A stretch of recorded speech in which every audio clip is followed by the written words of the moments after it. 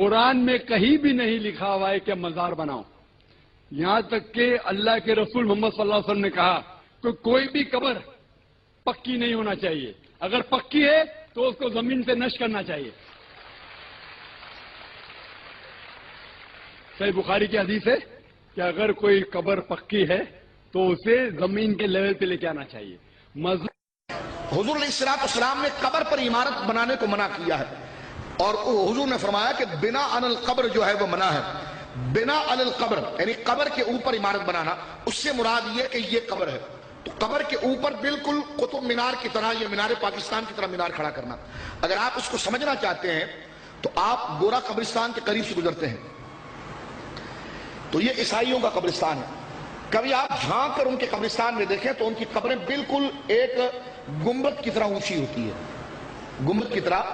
جو South Africa گئے ہیں، جو یو ایس اے گئے ہیں، یو کے گئے ہیں، انہوں نے دیکھا ہے کہ جناب جہاں باقاعدہ یہودیوں اور عیسائیوں کا قبرستان ہے تو ان کی بہت قبریں کم ہوتی ہیں، بلکہ کئی کثرت سے قبروں کے اوپر بڑے بڑے مینار بنے ہوتے ہیں عین قبر کے اوپر. یعنی یہ اصل قبر مردہ لیٹا ہوا ہے، اسی کے اوپر مینار بنایا جاتا ہے. اسی کے اوپر مینار بنایا جاتا ہے. جب میرے آقا مدینہ شریف تشریف لائے تو سرکار نے مدینے میں یہودیوں کی ایسی قبریں دیکھی. اور آج بھی اگر آپ دیکھیں، میں نے ڈربن کے قبرستان کا خاص طور پر اس حوالے سے سروے کیا. یو ایس اے کے اندر میں نے شکاگو قبرستان کے اندر جا کر دیکھا اور کئی اور قبرستانوں کے اندر میں نے دیکھا. یہاں پر اگر آپ جائیں، دور نہ جائیے، تو یہاں پر آپ جس طرح کہ میں نے عرض کیا کہ شارع فیصل پر گورا قبرستان اگر آپ جائیے تو وہاں پر دیکھیں گے کہ آپ کے عین قبر کے اوپر یہ مردہ لیٹا ہوا ہے. اس کی قبر کے اوپر صرف عمارت نہیں ہوتی میرے دوستو، اس کے اوپر تصویر بھی لگی ہوتی ہے، فوٹو بھی ہوتی ہے. کسی کو سیدہ مریم کی طرف منسوب کرتے ہیں، جس کی طرف منسوب کرتے ہیں، یا مختلف ان کے نظریے، یا اسی مردے کی لگائی جاتی. سرکار دو عالم جب مدینہ تشریف لائے تو یہود کثرت سے تھے، ان کی قبروں کے اوپر فوٹو لگی ہوئی تھی. کیا لگی ہوئی تھی؟ فوٹو. اور ان کی قبریں لمبی اونچی اونچی تھی. آپ سمجھ گئے اونچی سے مراد کیا ہے؟ اونچی سے مراد یہ گنبد نہیں اولیاء کا. اونچی سے مراد یہ کہ عین قبر کے اوپر عمارت، یعنی مردے کے جسم کے اوپر ہی عمارت کھڑی کر دی گئی اور اس پر فوٹو لگی ہے. تو بخاری شریف کتاب الجنائز موجود ہے. سرکار نے حضرت علی کو بلایا کہ آؤ علی. جب مدینے پر مکمل تسلط ہو گیا، حضرت علی نے سرکار نے فرمایا ہر اس قبر کو توڑ دو کہ جس پر عمارت بنی ہوئی ہے اور جس پر تصویریں بنی ہوئی ہیں. حضرت سیدنا علی رضی اللہ تعالیٰ نے ہر اس قبر کو توڑ دیا. انہوں نے اس حدیث کو بنیاد بنا کر سیدہ عائشہ کا گنبد گرایا، سیدہ فاطمہ کا گنبد گرایا، سید الشہداء کا گنبد گرایا، حضرت عثمان غنی کا گنبد گرایا، اور تقریباً 10,000 کے قریب صحابہ اور اہل بیت کے گنبد مدینہ شریف کے اندر گرائے گئے.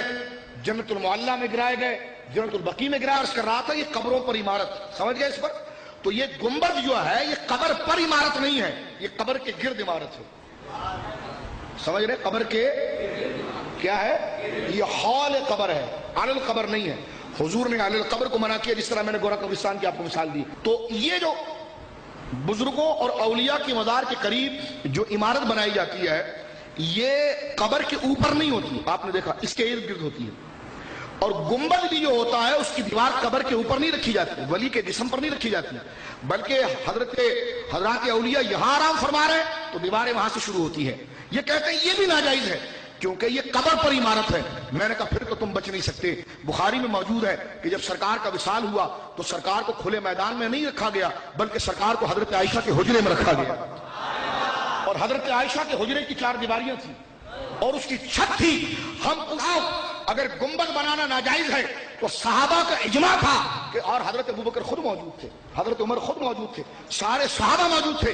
سرکار کی مزار مقدس جو جگہ بنی ہے وہ سیدہ عائشہ کا حجرہ ہے، اور وہ حجرہ چٹیل میدان نہیں تھا، بیابان نہیں تھا، اس کی عمارت تھی، اس پر کمرہ تھا، چھت تھی. تو لہذا دیکھیں قبر پر عمارت بنانا ناجائز ہے، قبر کے ارد گرد عمارت بنانا جائز ہے.